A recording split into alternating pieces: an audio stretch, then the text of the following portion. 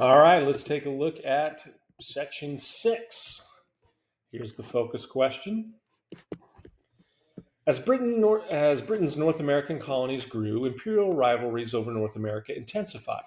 But while the colonies of France and Spain were territorially very large, they were much smaller in population and less economically developed. The Spanish Empire stretched from the Pacific coast to New Mexico and the Great Plains, Texas, and Florida, and after 1763, Louisiana, but its presence consisted of only a few small outposts. Spanish efforts to reinvigorate its older colonies in the early 1700s foundered. During the second half of the century, the Spanish attempted again to control the region by stabilizing relations with the Comanche and Apache, while those groups continued to compete with one another, displace other communities, and interact with the French in Texas and New Mexico.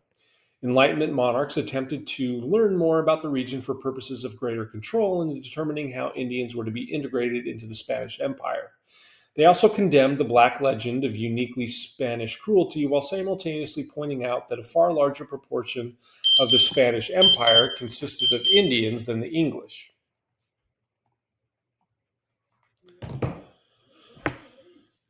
Despite efforts at reform, no coherent policy was developed, and Spanish power did not eliminate native power. The settler population remained low, and though ranching expanded, the primary commercial activity continued to be trade with the surviving Indian populations.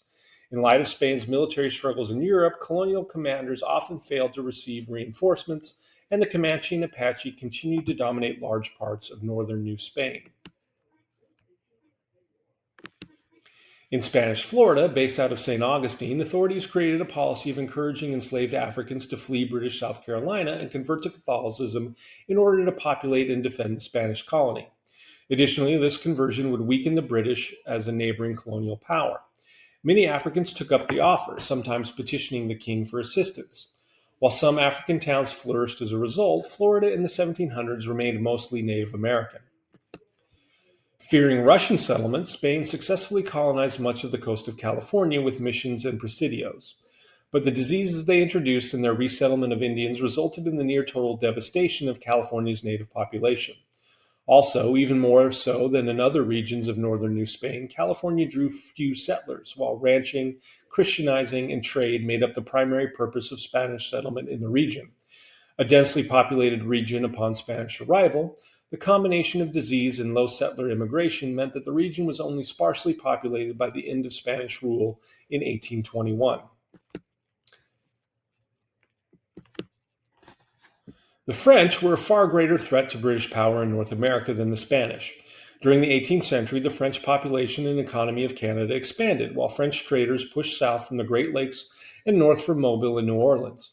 By 1750, 10,000 French colonists and enslaved people lived in Louisiana, mostly working around sugar plantations. Although much smaller in population and economic power than the British colonies, the French colonies, especially in their alliances with powerful Native American tribes, posed a real threat to British Americans.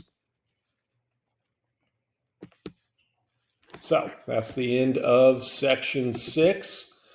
We'll be back for section 7 next time.